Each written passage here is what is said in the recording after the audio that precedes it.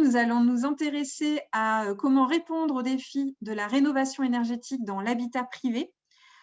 C'est la dernière séquence de la semaine thématique du Club des petites villes de demain consacrée aux enjeux de l'habitat. C'est un enjeu majeur tant pour la qualité de l'habitat en soi et comme levier d'attractivité et de développement des petites villes. Donc, c'est vraiment la clé de voûte des projets de revitalisation des centres-bourgs et centres-villes. Donc, on aura vraisemblablement l'occasion d'en reparler tout au long du programme selon les sujets que vous souhaiteriez traiter. Mais il nous semblait important d'avoir cette première semaine qu'on a co-organisée avec l'Agence nationale de l'habitat et le ministère de la Transition écologique. Donc, plusieurs prises de parole aujourd'hui pour une séquence en 2 temps. Une première partie que nous allons consacrer aux questions spécifiques de prise en compte du patrimoine dans la rénovation énergétique. En effet, il est intéressant, mais Julia vous le dira mieux que moi, de l'intégrer le plus tôt possible dans vos réflexions pour en faire un atout et anticiper les éventuels sujets particuliers à prendre en compte. Et également, c'est un véritable atout d'un point de vue rénovation énergétique d'avoir du bâti ancien, d'avoir du patrimoine dans un certain nombre de cas. Donc, un premier échange autour de ça pour la première demi-heure, puis la deuxième demi-heure où la communauté de communes de Rambervillers et l'ANA vous présenteront les aides possibles pour accompagner votre territoire et vos habitants dans la rénovation énergétique privée. Donc, je m'excuse par avance auprès des intervenants. Je suis la gardienne du temps, donc je serai peut-être amenée à vous inciter à raccourcir ou à achever vos présentations, mais vous avez déjà vos temps et on a bien convenu de ça. Donc, je vous propose sans plus tarder d'engager la première session sur l'angle patrimoine avec une introduction par Julia Gartner-Négrin, qui est adjointe au chef du bureau des sites patrimoniaux et du patrimoine mondial au ministère de la Culture, puis un témoignage autour de Rodez, qui est Action Cœur de Ville, mais qui pourra ainsi témoigner notamment via son Thierry Rudel, donc ABF à Rodez, de la prise en compte de ces enjeux dans un cas très concret. Et Madame Joie qui nous fait le plaisir de nous rejoindre pour témoigner à 2 voix avec Monsieur Rudel. Julia, je te laisse la parole pour introduire cette séquence. Merci Juliette. Donc, du coup, je vais faire très bref. Donc, nous savons que tous, à l'heure actuelle, nous sommes confrontés aux enjeux environnementaux. Donc, la rénovation énergétique semble un des critères majeurs pour l'habitabilité du bâti ancien. Donc, c'est un enjeu majeur de qualité de vie et donc un enjeu majeur pour la revitalisation et la reconquête des quartiers anciens qui constituent l'identité de nos territoires. On peut même, en quelque sorte, parler de leur survie.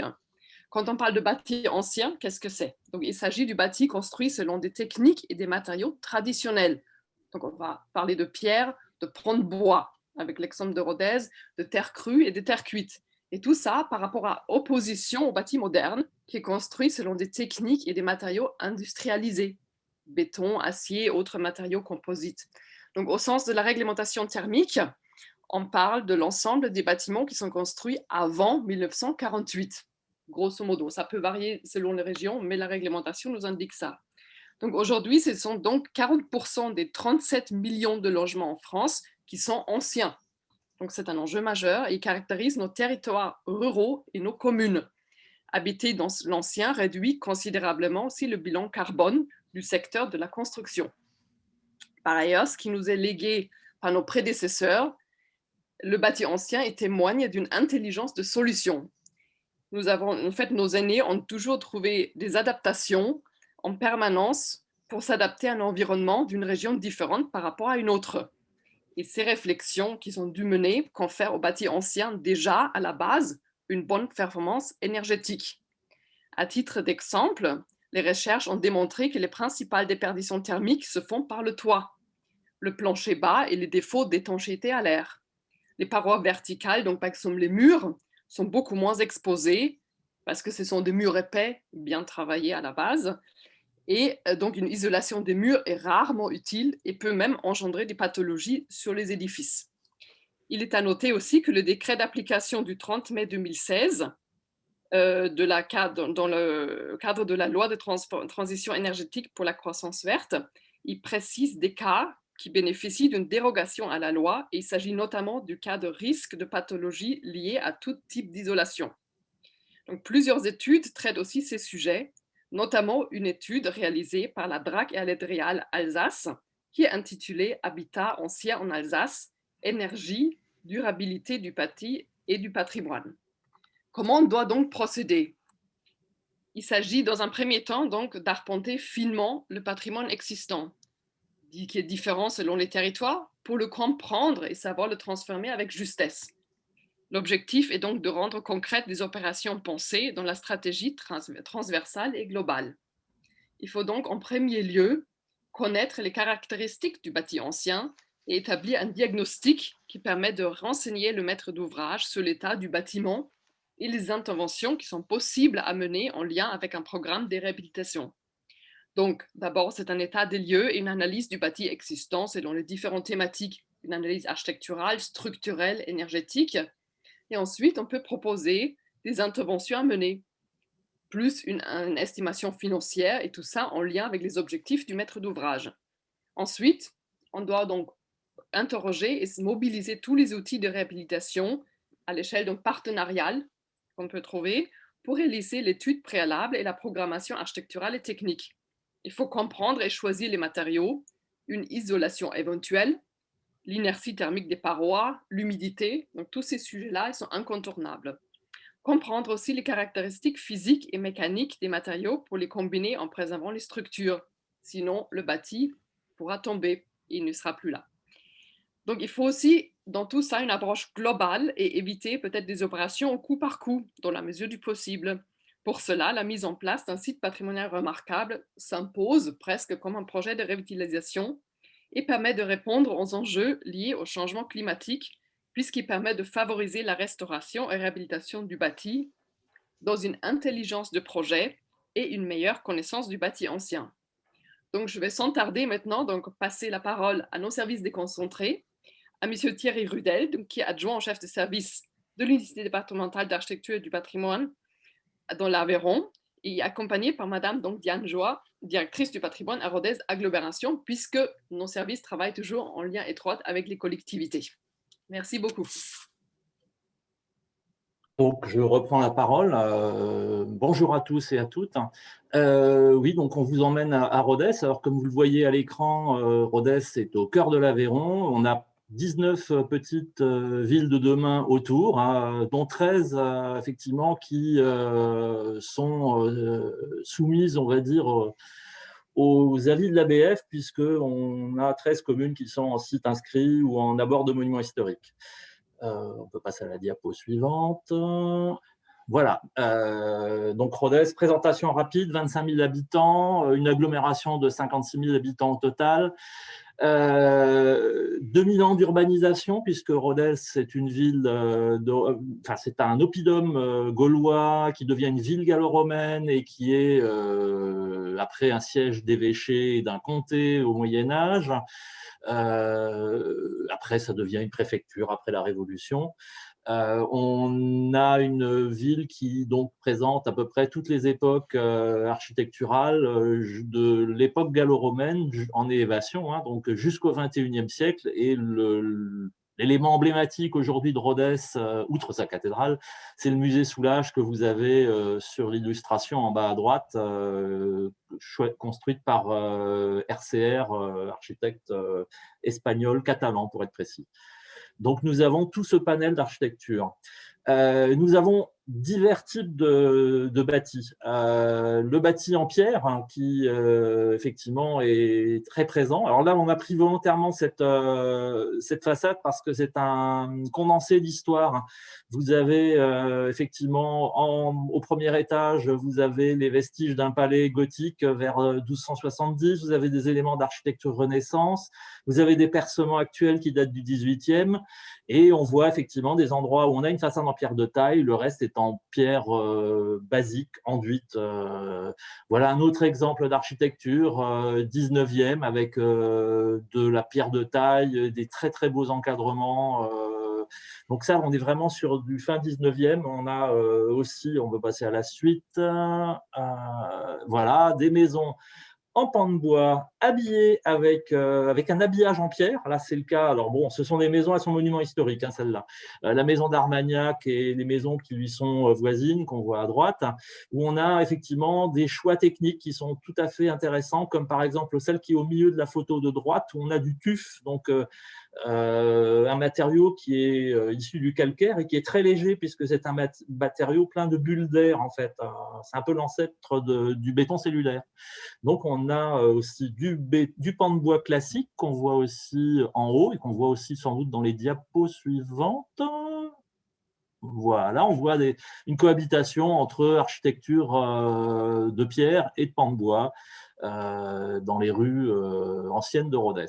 Donc, voilà. Donc, pour faire simple pour le SPR, qui est suivi et qui a été initié par ma voisine, c'est une décision du Conseil communautaire de 2011 et il est effectif effectivement depuis le 26 janvier 2018 sur les 8 communes. Donc, il y a des communes urbaines et des communes plus rurales de Rhodes agglomération, avec plusieurs terroirs, hein, des zones très urbanisées comme à Rhodes et du grès rose en substrat. Au nord de Rhodes, nous avons des terrains calcaires du Causse Comtal et au sud, nous avons des terrains schisteux du Ségala. Et ce territoire est traversé d'est en ouest par la rivière Aveyron qui fait une espèce de séparation géologique entre les différents terroirs. On peut passer à la suite. Voilà un peu l'étendue du site patrimonial remarquable, qui est aussi bien sur des espaces, c'est ce qui est en bleu hein, sur le document. On a des espaces naturels, des espaces agricoles, des espaces bâtis, des espaces très urbains et des espaces ruraux, moins urbanisés. On passe à la suite. Voilà l'exemple de Rhodes intramuros, centre-ville. Alors on voit très bien le centre le plus historique, entouré par les boulevards. On le devine, c'est la partie entourée avec un ovale. Le boulevard fait une espèce de forme d'œuf quelque part. Et on a les zones périphériques. Donc on a 4 zones, on va dire, au sein du SPR. Une zone d'hypercentre, une zone d'approche un peu plus d'approche un peu d'entrée de ville, voilà, dans lequel on a le musée Soulages, qui est d'ailleurs repéré comme bâtiment remarquable d'ailleurs. On a du bâti ancien qui est repéré en rose aussi, mais qui ne fait pas partie de l'hypercentre.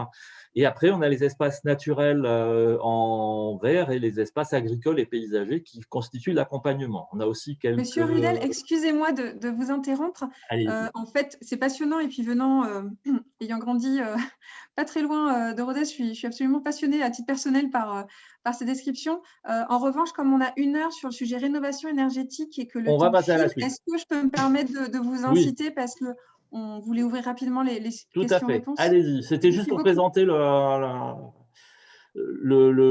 comment dirais-je, le cadre. Maintenant, effectivement, on peut passer à la diapo suivante. Voilà, le SPR donne un certain nombre de contraintes par rapport aux travaux en centre ancien, dans la zone, on va dire, vraiment centrale de la ville. Isolation de façade par procédé intérieur, pas de panneaux solaires. Les menuiseries doivent être réalisées en bois ou en métal selon les époques de construction du bâti. Les portes d'entrée doivent être peintes ou traitées en bois naturel. Voilà. Les châssis de fenêtres en bois ou en métal. Volets roulants à enroulement visible interdit. Et les châssis, tout ce qui est plastique voilà, est interdit. Et les toitures sont avec des matériaux locaux type l'ose ou ardoise épaisse. Alors, il y a des zones où les contraintes sont moins marquées, sont plus légères. Et quand on regarde les demandes de travaux auxquelles nous sommes confrontés, nous avons principalement 3 types de changements. C'est changement de menuiserie, fenêtres, portes et volets, c'est souvent pour des raisons thermiques, ravalement de façade avec ou sans ITE, et réfection des couvertures avec isolation des combles parfois. Diapo suivante. Voilà. Et pour pouvoir instruire nos dossiers, on fait référence on on va dire, on a certains documents qui nous aident. Alors, on a fait référence tout à l'heure à l'étude Habitat ancien en Alsace, parce qu'on a du pan de bois et c'est un très bon support. Et il y a aussi quelques années une étude qui avait été faite par l'ATEBA, enfin c'était l'étude ATEBA qui avait été réalisée par Maison Paysanne de France et le CEREMA, enfin à l'époque c'était le CT de l'Est, et qui effectivement nous donne un certain nombre d'éléments de compréhension et des éléments de réponse. Diapo suivante. Alors, l'objectif dans un SPR comme celui de Rodez, c'est d'apporter aux maîtres d'ouvrage des réponses vraiment ciblées en fonction de ce qui concerne leurs préoccupations. C'est souvent l'amélioration du confort thermique et adaptées au type d'architecture auquel nous sommes confrontés. On ne veut pas banaliser le bâti par des réponses standardisées ou inadaptées parce qu'on veut respecter, et c'est le principe du SPR, l'identité architecturale de Rodez. Donc, c'est un travail de sensibilisation auprès des professionnels et des particuliers, mais surtout des professionnels, parce que le bâti ancien, comme ça a été souligné en avant-propos, présente de nombreuses qualités. Et je voudrais quand même rappeler que c'est un travail, c'est pour ça que Diane est avec moi, c'est un travail qui est conjoint entre les élus communautaires, les élus municipaux, les services techniques de la ville de Rodez-Agglo, l'UDAP. On travaille de façon concertée et cohérente. On fait 2 comités techniques par mois pour recevoir les gens, leur expliquer et faire une réponse commune à toutes les demandes. Et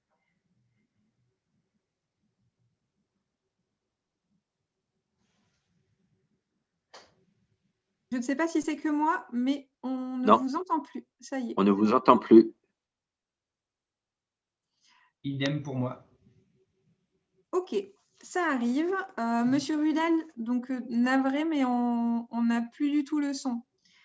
Du coup, si je peux peut-être synthétiser un élément de contexte par rapport aux sites patrimoniaux remarquables dans les petites villes de demain. Aujourd'hui, sous le contrôle de Julia, on a environ 15% de communes. 17, sachant qu'il faut réajuster les chiffres, à peu près, c'est ça. Donc 15-17%, mais avec un potentiel jusqu'à de quasiment la moitié des communes petites villes de demain qui pourraient entrer dans une démarche SPR. Donc vous êtes directement intéressés. Et je pense qu'en résumé, l'intérêt vraiment de travailler avec l'ABF et les services du ministère de la Culture le plus en amont possible pour poser les diagnostics et trouver les meilleures clés. Il y a eu une question dans le question-réponse, je ne sais pas si vous avez tous vu, est-ce qu'il existe un répertoire d'artisans mobilisables pour accompagner des chantiers qui sont parfois très spécifiques dans des sites anciens. Et donc, 2 réponses à 2 voix de Julia Gardner et de Soufiane Secours, qui est qui est un chef de projet qui participe à beaucoup de nos webinaires et merci beaucoup pour ça et de vos contributions toujours bienvenues. Donc, en fait, vous avez 2 pistes pour trouver ces artisans. Vous rapprocher de l'UDAP, donc l'unité départementale dépendant du ministère de la Culture, et également de la CMA, de la Chambre des métiers et de l'artisanat. Les CMA sont partenaires du programme et peuvent vous orienter. En tout cas, je note avec intérêt ce point-là et puis on pourra regarder pour organiser cela. Julia, je vois une autre question qui est posée sur notre commune est concernée. Alors là, vous allez voir l'étendue de mon ignorance en la matière. Il y a un acronyme ZPP-AUP. Doit-on passer en SPR? Alors Julia, je veux bien ce que veut dire l'acronyme et la réponse à la question. Alors, c'est une zone de protection patrimoniale, architecturale, urbain et paysager. En fait, c'est vrai que c'est une ancienne détermination qui, grâce à la loi LCAP du 7 juillet 2016, sont devenues automatiquement un site patrimonial remarquable. Donc, pour l'instant, il n'y a rien à faire, sauf que si la collectivité, peut-être, décide d'élargir ou de modifier le périmètre, puisque maintenant, il y a une autre prise en compte, par exemple, des parties paysagers, les faubourgs 19e que vous souhaitez inclure dans votre procédé.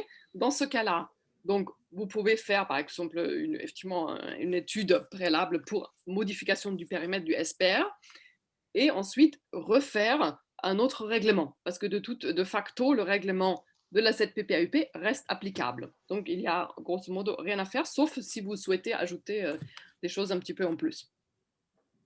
Merci beaucoup, Julia. Monsieur Rudel, avez-vous retrouvé votre micro? On vous entend toujours. Est-ce que vous pouvez juste essayer de parler et puis sinon, on va avancer en espérant vous retrouver avant la fin.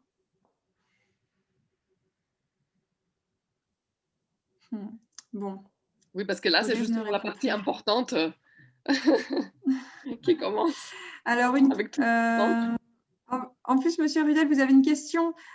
Comment Rodez a fait pour encourager les propriétaires à réaliser des travaux? Alors, j'espère que vous pourrez répondre à cette question. Il ne nous entend plus non plus, visiblement. Du coup, ce que je vous propose, c'est qu'on avance sur la deuxième partie et qu'on va essayer de résoudre les difficultés techniques et revenir sur les questions pour nos intervenants de Rodez sur les 10 dernières minutes, si ça vous convient. Donc, du coup, je m'excuse pour ce petit contretemps, mais on va entremêler les deux sujets. Nous allons passer à la deuxième session, à la deuxième partie, qui donc porte sur les aides possibles pour accompagner votre territoire et vos habitants dans la rénovation énergétique privée, avec, pour commencer, un témoignage de Cyril Saillet de la communauté de communes de Rambervillers, puis un éclairage par un expert de l'Agence nationale de l'habitat, Monsieur Corteville, qui est chef de projet Habiter mieux. On commence par le retour d'expérience, si ça vous convient. Parfait, bonjour à tous. Alors, je me présente, Cyril Saillet, directeur adjoint de la communauté de communes région de Rambervillers. J'interviens durant ce webinaire donc à l'invitation de l'ANCT et de l'ANA pour évoquer notre intervention au niveau Comcom en termes de rénovation énergétique dans l'habitat privé. Un timing globalement de 10 minutes, je vais essayer de faire rapide pour que derrière on puisse avoir un temps d'échange. Donc une présentation en 3 parties, la genèse d'abord, le bilan et les perspectives. Donc notre territoire, c'est un territoire rural dans le département des Vosges, en région Grand Est, 30 communes, un peu plus de 14 000 habitants, avec un bourg-centre, Rambervillers, qui compte environ 5 200, 5 300 habitants. Donc clairement rural. La politique sur notre territoire, la politique habitat sur notre territoire, c'est des premières interventions fin des années 1990, début des années 2000, avec la mise en œuvre d'OPA par un syndicat de développement. Ensuite, c'est créé en 2006 la communauté de communes qui, dès le départ, a fait le choix de prendre dans ses compétences, en tant que compétence optionnelle, la politique du logement et cadre de vie. Donc, petit à petit, des réflexions se sont mises en place et en partenariat avec l'ANA, en 2011, les élus ont décidé de se lancer dans l'aventure du PIG en menant une réflexion plus globale visant donc à contractualiser. Donc, l'idée était de conduire donc une démarche plutôt atypique puisqu'en fait, l'ANA nous a fortement encouragés à mener cette démarche en régie plutôt que de passer par un bureau d'études externe. Voilà, donc ce qui fait qu'il a fallu qu'on s'adapte et ça a commencé par le recrutement d'un chargé de mission pour mener cette étude pré-op, chargé de mission qui s'est d'abord chargé de recueillir les analyses des données socio-éco pour nous dresser un petit peu un état des lieux. Ensuite, passer par des prestataires spécialisés pour l'échantillonnage de quelques habitations sur notre territoire, caractéristiques techniques de l'habitat. Voilà, tout un tas de démarches qui nous ont permis de dresser un profil de notre territoire. Ça a duré globalement 6 mois, mais c'est un temps nécessaire parce qu'il y a eu beaucoup d'allers-retours avec nos partenaires, ANA, département, région. Ce qui est ressorti de l'étude à notre niveau, c'est qu'on a une population aux revenus inférieurs à la moyenne nationale et à la moyenne départementale. On avait une population également vieillissante, près de 50% des résidences principales antérieures à 1949, ce qui faisait qu'on avait globalement plus de 80% du parc qui pouvait être concerné par une opération d'amélioration de l'habitat. Et on a estimé à l'époque, en recoupant des données fiscales, qu'environ 1600 1600 ménages étaient éligibles potentiellement aux aides de l'ANA. Donc, partant de ce constat, les élus ont eu la possibilité de définir avec l'ANA les thématiques à traiter et les objectifs à réaliser. 4 grands enjeux: la résorption forcément de la précarité énergétique, la résorption de l'habitat indigne, le travail sur la perte d'autonomie et le travail sur l'adaptation du handicap. Donc, durant l'été 2012, rédaction de la convention PIG, et on se lance dans le programme avec une signature officielle fin 2012. Donc, premier programme 2013-2015. Les objectifs que l'on s'était fixés, enfin que les élus s'étaient fixés, c'était de traiter environ 100 dossiers par an. Donc, 2013-2015, 100 dossiers par an. 2016-2017, premier avenant de prolongation, on était à 110 dossiers, 107 dossiers par an. 2018-2020, 73 dossiers par an. Et puis cette année, année exceptionnelle, avec une reconduction, une prolongation exceptionnelle liée au Covid l'année dernière, qui ne nous a pas permis forcément de travailler comme on l'aurait souhaité, avec cette année un objectif de dossier un peu plus restreint, de 51 dossiers. Alors, ce qu'on peut retenir et ce qui va vous intéresser, c'est qu'au bout de 9 ans maintenant de programme, on a un peu d'expérience.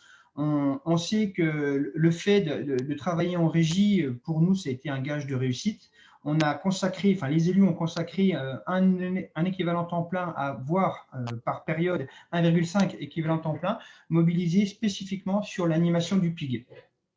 Et en plus, en parallèle de ça, il a fallu également que chaque année, on traite avec des spécialistes, des thermiciens pour la réalisation des audits, donc chez les particuliers, voilà, qui constituaient en fait la base des travaux à proposer aux particuliers pour atteindre les gains d'énergie nécessaires. En termes de bilan, ce que je peux vous dire, c'est que depuis ces 9 ans, on a traité plus de 600 dossiers. On a généré plus de 11 millions d'euros de travaux. La communauté de communes a versé un peu plus d'1 million d'euros de subventions en direct aux particuliers, avec, je le précise, un cofinancement d'environ 50% avec la région Grand Est. Bien, je ne vous parle pas là de l'aide de l'ANA, puisque je ne la maîtrise pas forcément, puisqu'elle était traitée directement entre ANA et propriétaires particuliers. Et ce qui est aussi très intéressant pour nous à notre échelle, c'est que 80% des travaux sont réalisés par des entreprises locales. Alors, quand on prend le chiffre de travaux générés, 11 millions, ça représente une activité que dont chacun se rend compte aujourd'hui, et il nous le rappelle assez souvent. Alors, peut-être, je ne sais pas si vous aviez encore 1 ou 2 minutes de présentation. Il y a un certain nombre de questions qui commencent à arriver. Alors, le plus facile, c'est la présentation est quasiment terminée. Comme ça, après, on a le temps pour échanger sur les questions. Les petites difficultés, enfin, ce qu'il faut retenir pour la réussite du programme aujourd'hui, ce que je peux vous dire, c'est l'importance de la volonté politique, forcément, l'importance également de l'étude préopérationnelle pour connaître le territoire et calibrer les opérations qu'on va mener. En l'occurrence, nous, c'était un PIG. L'importance, et là, vraiment, l'importance des moyens alloués au suivi animation du programme et à la communication. Le portage en régie, nous, il nous a permis d'être agile et d'être réactif. Peut-être qu'un bureau d'études n'aurait pas pu l'être, mais en tout cas, nous, le fait d'avoir le personnel à demeure, c'était quand même beaucoup plus confortable. L'importance, évidemment, de l'accompagnement technique et financier de l'ANA, de la région Grand Est. Et puis, c'est la compilation de tous ces éléments-là qui nous ont permis de réussir nos programmes, parce qu'on les réussit tous les ans, quasiment, on boucle nos objectifs. Donc, ça, c'est une bonne chose. On a quand même rencontré quelques petites difficultés. Je vais vous les lister comme ça, on pourra y revenir après dans la phase de questions. Au début, il a fallu se faire connaître déjà, parce que ce n'est pas évident pour une collectivité de se faire reconnaître pour les populations et les professionnels en tant qu'opérateurs de l'amélioration de l'habitat. Les problèmes des gestions des enveloppes financières, parce que souvent, il y avait des enveloppes, des avances de subventions qui arrivaient chez les particuliers, et les particuliers ne savaient pas trop comment gérer, surtout quand il y avait plusieurs artisans. Donc, l'idée, c'est que maintenant, on a solutionné ce problème-là, c'est-à-dire qu'on est mandataire des aides ANA. Depuis 2018, C'est-à-dire que en fait, le propriétaire n'a plus que son reste à charge à financer. Et nous gérons la totalité du reste. On paye les artisans, on gère les avances pour que chaque artisan puisse être payé d'une partie de son avance et puis avancer régulièrement. Comme ça, les chantiers se bouclent plus facilement. On a aussi des complexités, mais les collègues ont abordé ça auparavant. C'est par rapport au centre-bourg, mais c'est de l'habitat qui est plus ancien, donc il y a des contraintes, une complexité plus importante, donc on a eu un peu de mal à intervenir en centre-bourg. Et puis, depuis 1 ou 2 ans, multitude d'opérations qui se développent. On a des isolations à 1 euro, chauffage à 1 euro, les opérations coup de pouce, les valorisations des certificats d'économie d'énergie, les crédits d'impôt, les actions logement, et j'en passe. Et tout ça, ça a quand même tendance à embrouiller un peu les particuliers. Ils ne savent plus trop où aller.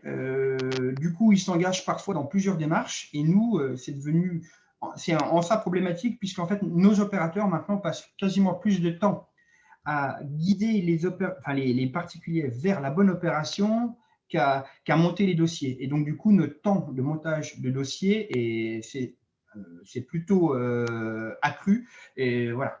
Avant, en 2 semaines, on montait un dossier. Maintenant, c'est plus forcément le cas. Merci. Voilà ce que je peux vous dire par rapport à ça. Oui. Et si il y a de nombreuses questions. Il y a de nombreuses questions par rapport à votre opération. Du coup, si ça convient aux collègues de l'ANA, je pense que ça vaut le coup qu'on les prenne parce que il me semble que ça ne sera pas forcément abordé ensuite. Et puis ensuite, on enchaînera donc plusieurs sujets. Alors, quelles étaient les difficultés rencontrées au départ? Vous venez de les adresser, donc merci beaucoup d'avoir anticipé cette question. Moi, je voulais juste signaler par rapport au manque de lisibilité peut-être pour les habitants, on a des exemples notamment de mémoire à l'ODEV où a été mis en place une maison de l'habitat justement pour que les citoyens et les personnes intéressées aient un lieu unique où ils peuvent s'orienter. Enfin, c'est un peu c'est pas vraiment une sorte de panneau de guichet orientateur pour aider à s'y retrouver, parce qu'effectivement, c'est bien que c'est assez complexe. Et le retour d'expérience de l'ODEV, c'est que la mise en place de ça a complètement dopé le recours aux aides. Et on voit bien qu'il y a un gros enjeu de mise en lisibilité, de pédagogie et d'aide à activer les bons leviers. Je me permets. Ensuite, il y avait une question de Madame Launay. Êtes-vous délégataire des aides à la pierre et disposez-vous d'une plateforme de la rénovation en soutien à la régie interne? Alors, non. Dans l'idée, j'avais encore un tout petit point sur les perspectives. Alors, voilà, le PIC, c'est super. Ça nous a permis d'intervenir. Ça nous a vraiment permis d'intervenir sur notre territoire. Après, on voit bien qu'aujourd'hui, avec Petite Ville de demain, avec le dispositif sur notre département revitalisation des bourgs-centres, il y a des études qui ont été conduites et le PIC n'est plus suffisant aujourd'hui. On souhaite l'adjoindre peut-être, alors là je ne m'engage pas puisque c'est du conditionnel et que mes élus sont en train de réfléchir à notre future feuille de route, mais peut-être à une OPA RU et peut-être également à une ORT, pour faciliter l'intervention en cœur de ville. Mais cette plateforme-là et cette maison de l'habitat que vous avez évoquée tout à l'heure, on y réfléchit également. Voilà, on est aujourd'hui en phase de rédaction de notre future feuille de route, et la création d'une maison de l'habitat justement pour répondre à toutes ces questions-là est une éventualité que nous avons abordée.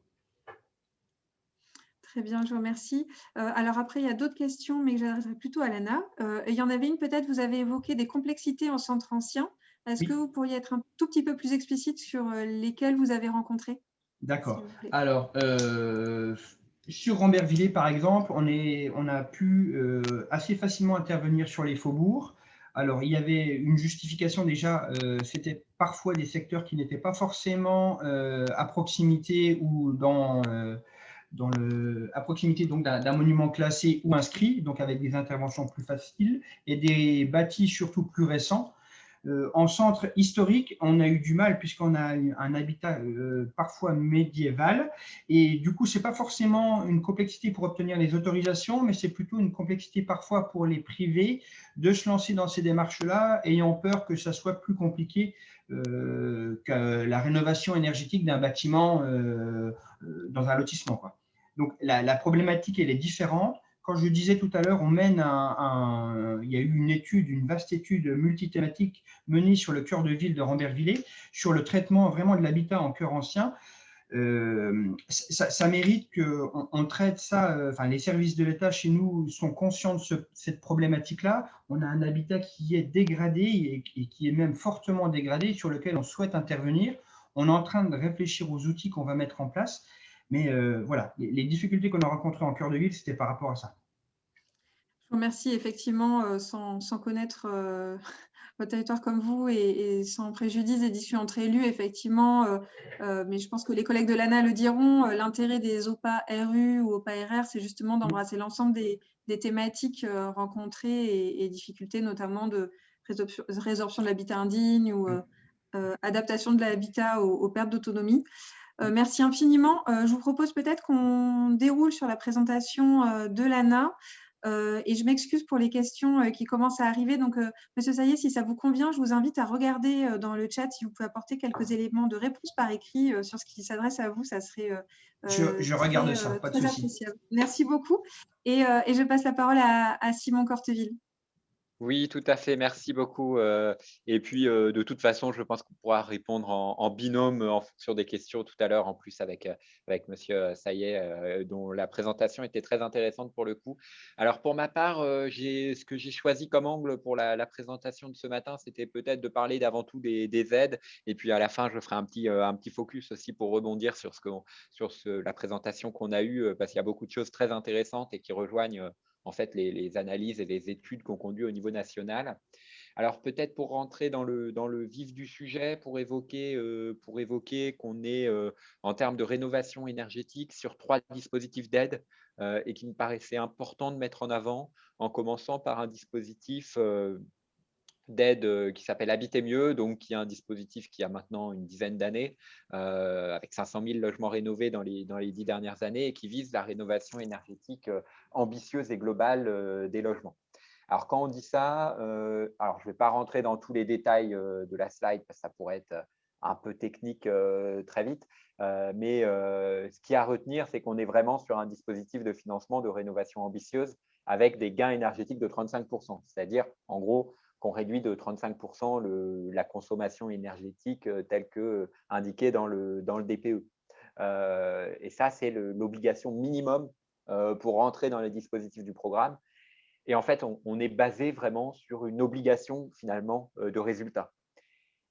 Je fais un petit aparté, ce qui se traduit dans les faits par le fait que souvent, on a des ménages qui veulent aller sur des travaux et qu'en leur apportant le conseil qui va bien, comme le fait d'ailleurs la communauté de communes Rambervillers, on les amène à aller sur ces travaux ambitieux à 35% et finalement, on a des ménages qui rentrent avec une envie de changer une fenêtre et qui vont faire des travaux plus globaux in fine. Donc, on est en général à 3, 4, 5 postes de travaux réalisés sur le logement. Donc, on est sur des modalités de l'aide que je vais évoquer, que je ne vais pas évoquer en détail, mais on est sur une aide qui est pour les propriétaires occupants qui ont des ressources modestes, qui peut être ouvert à certains propriétaires bailleurs sous respect de conventionnement du logement avec l'ANA, avec des taux de financement entre 45 et 60% et un petit coup de pouce, on va dire, une prime de 1 500 € quand on sort de passoire thermique ou qu'on atteint un niveau BBC. Et vraiment, 2 points importants, et ce sont les 2 points dans les 2 couleurs bleues de la slide, c'est de dire qu'on est sur une aide, on est sur une obligation d'un accompagnement du ménage. Vous évoquiez tout à l'heure les maisons de l'habitat. Monsieur Sayer parlait également de son accompagnement en régie. C'est qu'en fait, cette aide, l'aide, on ne peut l'avoir que si on est accompagné techniquement pour s'assurer que les travaux sont bien réalisés, de manière administrative pour aider au montage des dossiers, parce qu'on sait aussi qu'il peut y avoir des difficultés pour aller sur les plateformes numériques, pour avoir recours à l'ensemble des dispositifs d'aide. Financièrement, il y a l'aide de l'ANA, mais il y a l'aide de la communauté, de la communauté de communes de Rambervillers, mais plus globalement de beaucoup de territoires. Enfin, près de la moitié des EPCI distribuent aujourd'hui des aides à la rénovation énergétique. Donc, on voit que l'idée, c'est d'orienter le ménage vers tous ces dispositifs d'aide. Et puis, l'accompagnement aussi social, parce qu'on est aussi dans le cadre du programme Habiter mieux, à majorité sur des logements en situation de passoire thermique et sur des ménages très modestes. Donc, on est dans des situations qui peuvent être socialement délicates. Et donc, tout l'intérêt de cette aide, et j'y reviendrai après sur la mise en œuvre locale, c'est vraiment ce côté d'accompagnement et ce côté de gestion locale, puisqu'on est sur une gestion, une instruction qui est faite par les DDT ou par des collectivités délégataires des aides à la pierre, mais même avant tout par une aide qui est vraiment en synergie avec les politiques habitat des collectivités. Monsieur Sayer a présenté à l'instant un exemple de PIG très vertueux, très efficace, mais globalement, 70% des logements qu'on finance se font dans le cadre de dispositifs tels le PIG de Rambervillers. Et donc, on a 800 opérations partout en France et vraiment, ça couvre la majorité des territoires, que ce soit en OPA RU, en OPA, en PIG, enfin, on est sur des modalités plus spécifiques. Et donc, ce rôle vraiment d'accompagnement local, d'accompagnement par l'AMO, par le financement de l'AMO, d'aller vraiment sur ces travaux de rénovation énergétique et d'accompagner les ménages, voilà, d'avoir ces actions de communication dans le cadre des OPA et des PIG, d'études préopérationnelles, de cibler où est-ce qu'on va intervenir et d'aller à la rencontre des ménages, la communication et de les amener à vraiment, avec cet accompagnement, à aller sur des projets de rénovation ambitieux. Et une intervention financière, juste un chiffre pour l'évoquer en général, mais l'exemple de Rambervillers-le Monde, sur 11 millions de travaux, il y avait 1 million d'aides apportées par la collectivité. On est en moyenne à 10% de travaux, de coûts de travaux qui sont financés par les collectivités, ainsi que par des caisses de retraite, etc. Donc voilà, ça c'est le dispositif à avoir à l'esprit, qui est un dispositif local, une aide à la pierre, et donc pour la rénovation globale, qui s'accompagne d'un deuxième dispositif ANA. Et donc, on va passer sur la slide suivante, qui est MaPrimeRénov', qui est un dispositif dont vous avez peut-être et sûrement entendu parler dans la communication récente, et donc qui est vraiment un deuxième dispositif mis en place début 2020, à partir de début 2020, pour remplacer le crédit d'impôt transition énergétique. Alors, la logique, c'est qu'on avait auparavant le CITE, qui était un financement à hauteur de 30% de rénovation, des travaux de rénovation énergétique, auxquels on avait recours sur ces déclarations d'impôts, donc post-travaux, post-réalisation des travaux, post-paiement des travaux, et donc un dispositif qui existait depuis un certain nombre d'années, mais l'objectif a été de transformer ce dispositif pour aller sur une aide qui soit plus simple à demander, et notamment avec une demande de prime forfaitaire. Voilà, je fais tel travaux, j'ai tant d'euros. Donc, on sait exactement, avant d'engager les travaux, quelle va être la subvention qu'on va avoir. Et on le sait même, du coup, dès qu'on engage les travaux, pas seulement 2 ans après. Une aide plus juste, on voit que le CITE était très peu mobilisé par les ménages les plus modestes, là où c'est le bloc violet du milieu, là où les financements, finalement, ont été accrus pour les ménages qui ont le moins de ressources. L'idée étant de se dire que ce sont aussi les ménages qui ont le plus de difficultés à engager des travaux, et donc par une aide, on peut les aider à faire des travaux qu'ils n'auraient pas fait. Et donc, on voit bien que le CITE, d'ailleurs, ne leur permettait pas de faire ces travaux puisqu'il y avait peu recours. Et d'ailleurs, les ménages non imposables, il y avait peu recours. Et des travaux plus efficaces en mettant des financements davantage plus importants quand on est sur des travaux plus écologiques. Je vais prendre un exemple. Mettre une chaudière à granulés de bois est plus intéressant pour le climat qu'un financement d'énergie non renouvelable.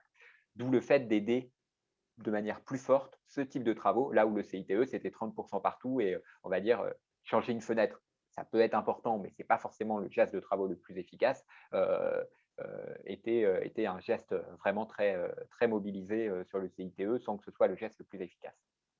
Voilà, donc ça, c'est la logique de MaPrimeRénov', qui a été ouverte en début d'année pour tous les propriétaires occupants, donc au-delà des ménages modestes et très modestes, avec des forfaits accrus pour les ménages plus modestes, et donc, à contrario, plus faibles pour les ménages aux ressources plus aisées, et un certain nombre de bonus et d'ouvertures plus larges pour peaufiner le dispositif, pour proposer une offre d'accompagnement d'AMO, pour proposer des forfaits de rénovation globale complémentaires à Habiter Mieux pour les ménages intermédiaires et supérieurs qui n'y avaient pas accès. Et enfin, un troisième dispositif d'aide, alors qui est dans l'onglet MaPrimeRénov' copropriété, mais qui a une gestion un peu spécifique, qui peut concerner là vraiment directement tout ce qui va être centre-bourg, dans les petites villes, centre-ville, et qui est un dispositif à destination des copropriétés. Et donc, on avait des aides auparavant à l'ANAF et les copropriétés, mais on n'aidait que les copropriétés qui vraiment étaient dans des situations de dégradation très fortes, soit en termes de dégradation financière, soit en termes de dégradation même technique ou sociale. Et donc, il a été décidé sur cette base d'ouvrir cette aide à toutes les copropriétés à travers une aide qui est une aide gérée également par les DDT. Et donc, c'est pour toutes les copropriétés d'habitation qui font des gains énergétiques minimum de 35%. Et donc, ce qui veut dire là-dessus des gains énergétiques importants, mais le fait, c'est de pouvoir, lors d'une AG de copropriété, embarquer la copropriété dans ce programme de travaux. Les modalités financières, je ne reviens pas en détail, mais vous les avez sur la slide. Et à retenir également qu'on est également sur cette obligation d'accompagnement qui est important pour l'accompagnement technique de la copropriété. Dès qu'on va avoir des enjeux patrimoniaux, et ça a bien été présenté en début de présentation avec l'exemple de Rodez, et donc cet accompagnement social, financier, en plus de l'accompagnement technique qui est obligatoire. Peut-être en dernier point, avant de finir ma présentation, sur les bilans de l'année, pour dire qu'on était à 210 000 logements rénovés en France au total, et pour dire qu'en fait, précédemment, pour les ménages, et là, c'était que sur un périmètre de ménages modestes, très modestes, donc quand on dit modeste, très modeste, c'est les 40% de la population en termes de ressources, et de dire qu'on était auparavant seulement sur Habiter Mieux, donc avec l'année dernière 1,2, 1,3 milliard de travaux, et donc avec MaPrimeRénov', on a été financé des travaux que les ménages modestes ne faisaient pas, des travaux par geste, mais qu'on a finalement maintenant 2 branches et que ces 2 branches de rénovation globale ou par geste sont finalement quasiment aussi importantes, à 1,3 milliard, 1,5 milliard de travaux réalisés par an. Et donc, avec des financements qui ont été vraiment qui ont permis d'accélérer. Et l'année dernière, on est vraiment sur une accélération de la rénovation énergétique. Avec MaPrimeRénov' qui n'existait pas et qui a d'un coup permis 1,5 milliard de travaux. Et Habiter Mieux qui a cru en nombre de logements aidés de 7% malgré le confinement, malgré que pendant 2 mois, tous les chantiers ont été arrêtés. Peut-être en conclusion, je vous ai mis quelques éléments d'information, où vous pouvez trouver des informations, et sur toutes les aides de l'ANA, les délégations locales de l'ANA et donc les DDT sont à votre disposition pour pouvoir vous accompagner dans vos programmes. Et en élément de conclusion aussi par rapport à la présentation de M. Seyer, je pense qu'il y a le sujet comment réussir la rénovation énergétique sur le territoire, parce que c'est peut-être la question la plus importante de ce matin. Je pense qu'il y a vraiment cet enjeu de s'intégrer dans la politique habitat de la collectivité, dans le cadre des PLH par exemple, des plans climat, air, énergie, des PCAET, avec ces enjeux vraiment de diagnostic. C'est l'étude préopérationnelle évoquée par M. Seyer. Repérer quels sont les secteurs où on a un enjeu énergétique, où on a des ménages modestes qui n'arrivent pas à faire les travaux, quelle action de communication, de repérage on va mettre en place, quels sont les moyens qu'on va donner. Ça, c'est un premier volet qui est très important avant de s'engager, ce volet de diagnostic. Un deuxième volet qui est vraiment dans l'animation, le suivi. Il y a un enjeu de pilotage politique pour que ça réussisse. Il est important d'avoir une maîtrise d'ouvrage très impliquée, des élus très impliqués sur le sujet, des services également très impliqués pour piloter soit en régie, comme ça se fait à Ambervilliers, soit dans le cadre d'un contrat avec un opérateur par marché public. Et l'intérêt de ce pilotage, c'est que ça permet également d'intégrer les autres enjeux, et notamment l'enjeu qui a été évoqué sur Rodez, de pouvoir faire le lien quand on a un enjeu patrimonial, c'est très important, de pouvoir faire le lien avec les entreprises. Et donc, ce pilotage, et donc, je crois l'avoir vu sur la présentation côté Rodez, d'avoir des visites couplées quand on est dans un secteur patrimonial. Et enfin, pour réussir, il y a vraiment donc ce sujet d'avoir un suivi suffisant, d'avoir ce pilotage, ces financements, de pouvoir mobiliser les financements de l'ANA, et donc de manière globale, pour dire que la présentation, j'adhère tout à fait à la présentation qui a été faite sur Ambervilliers, et c'est vraiment un exemple très intéressant, je trouve, qui a pu nous être présenté. Merci beaucoup, Monsieur Cortely. Pour les questions. Alors, comme il nous reste une dizaine de minutes et qu'on on est tous en attente de la fin de la présentation côté Rodez. Ce que je vous propose, c'est que les intervenants vous répondiez, c'est ce qui est déjà le cas, et merci beaucoup, dans le fil questions-réponses. Donc, vous pouvez tous y avoir accès. Vu qu'en replay, on ne verra pas ces questions-réponses, on reprendra ces éléments également. Ils seront, on vous les redonnera par écrit en même temps que le replay et le support de présentation. Ce qui va me permettre de redonner la parole aux collègues côté Aveyron, s'ils peuvent prendre la parole cette fois-ci. Et puis, on aura, voilà, si on arrive à dégager 5 minutes de questions-réponses à l'oral. Mais sinon, voilà, si Monsieur Corteville, vous pouvez regarder, il y a pas mal de questions qui s'adressent à vous, de précision, d'articulation, d'intervention de l'ANA. Donc, ça serait extrêmement utile que vous puissiez répondre par écrit. Et comme ça me permet de redonner la parole à Monsieur Rudel, qui nous a rejoint. Oui, désolé pour le petit problème technique. Par contre, si on pouvait récupérer les diapos. Alors, ce qu'on disait tout à l'heure, c'est qu'effectivement, l'intérêt, c'est d'avoir un soutien. Et ça a été rappelé par M. Corteville. Il y a effectivement, le but, c'est vraiment de travailler en étroite collaboration entre les services pour amener la réponse la plus pertinente au problème qui est rencontré. Parce que parfois, on a des entreprises qui proposent des choses qui ne sont pas forcément les plus adaptées. Donc, on peut passer à la diapo suivante. Donc, est-ce que ça… Allô, la diapo suivante. Voilà, donc on a le problème des menuiseries. Alors, justement, il y a une question qui a été posée, donc je vais y répondre par rapport à ce qui a été posé. Le souci, quand on est dans une ville ancienne, c'est de préserver, on va dire, la qualité architecturale, y compris pour les menuiseries, qui sont un élément fort de l'architecture. Alors, il y a des idées reçues. La menuiserie bois moins performante, ça, c'est pas vrai. C'est un isolant naturel et c'est souvent beaucoup plus performant que l'aluminium, par exemple. On entend dire aussi que le PVC et l'aluminium sont sans entretien. C'est vrai et faux. Bon, il faut peindre de temps à autre, mais on est souvent sur des menuiseries, quand on prend des matériaux entre guillemets modernes, qui ne permettent pas, on va dire, de les remettre à niveau ou de faire des réparations. Donc, on est dans une rubrique, on est dans du jetable. Or, aujourd'hui, on n'est plus dans cet esprit.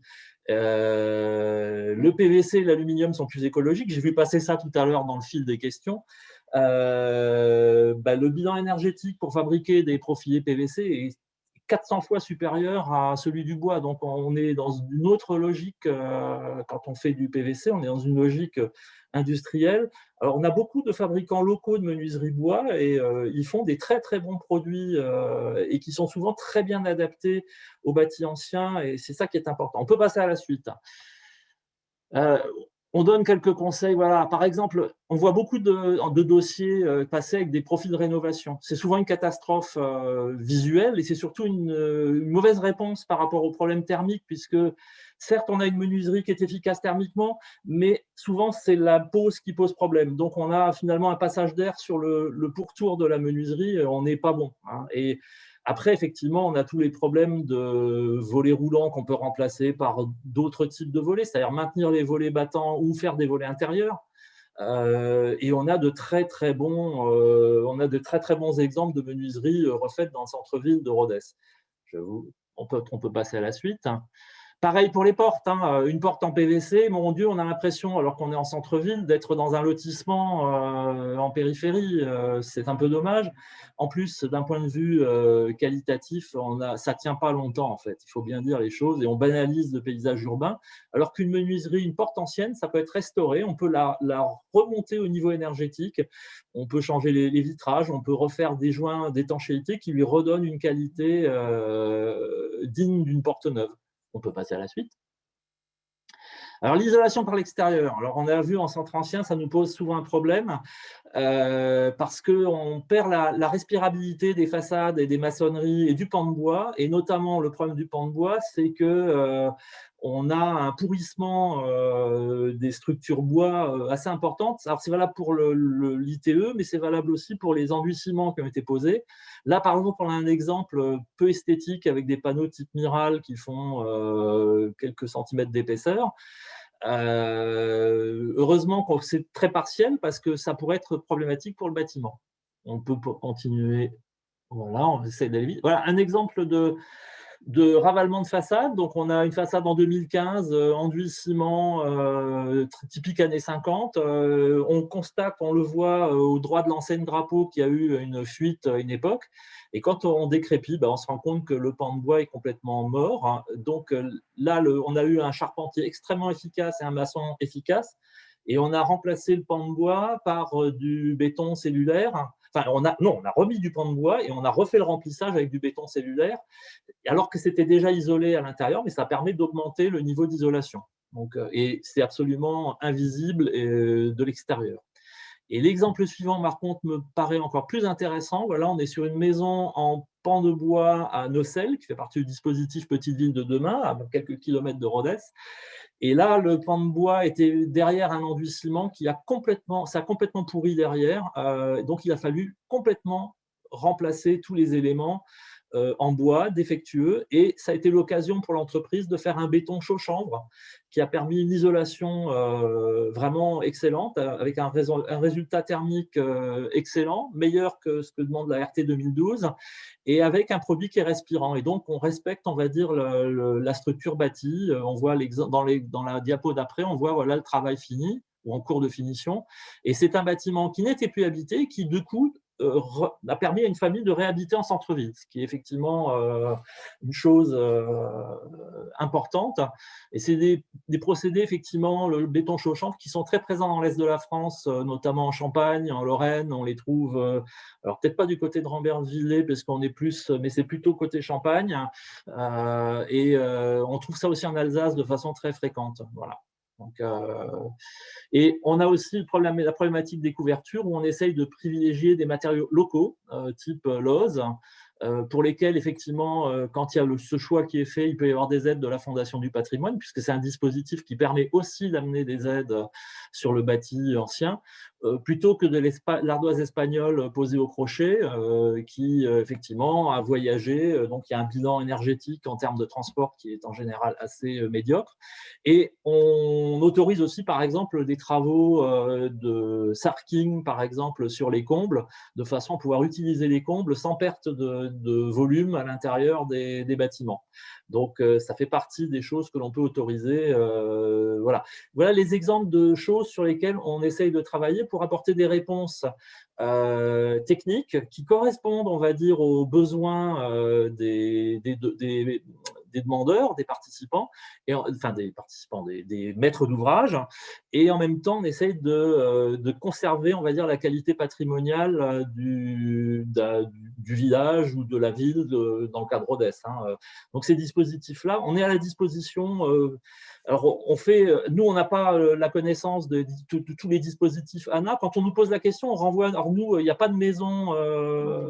Nous, soit c'est à l'agglo quand on est à Rodez, mais souvent, on renvoie aussi vers l'ADIL, aussi, qui est une source où ils ont effectivement souvent tous les dispositifs, ils les connaissent et ils sont de bons conseils auprès des particuliers. Voilà, notamment pour tout ce qui est isolation.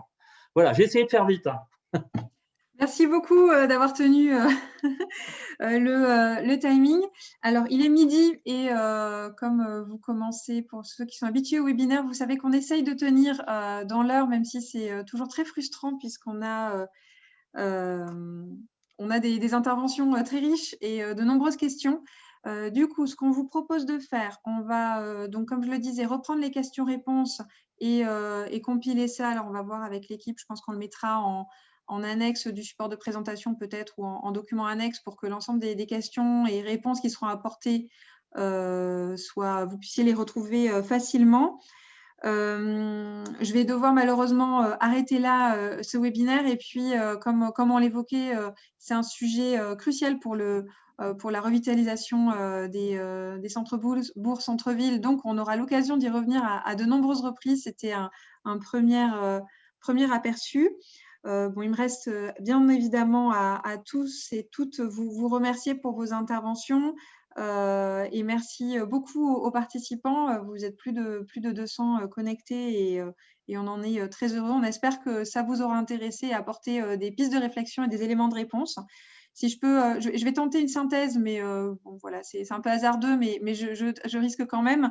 Je pense que cette heure vous a bien illustré les enjeux multithématiques finalement, quand on s'intéresse à la rénovation énergétique, avec trois leviers. D'une part, le pilotage politique. Bon, ça, c'est bien toute l'idée aussi du programme Petite Ville de demain, de placer les élus au centre du pilotage et de leur donner les moyens de piloter, de définir et de mener à bien leur politique.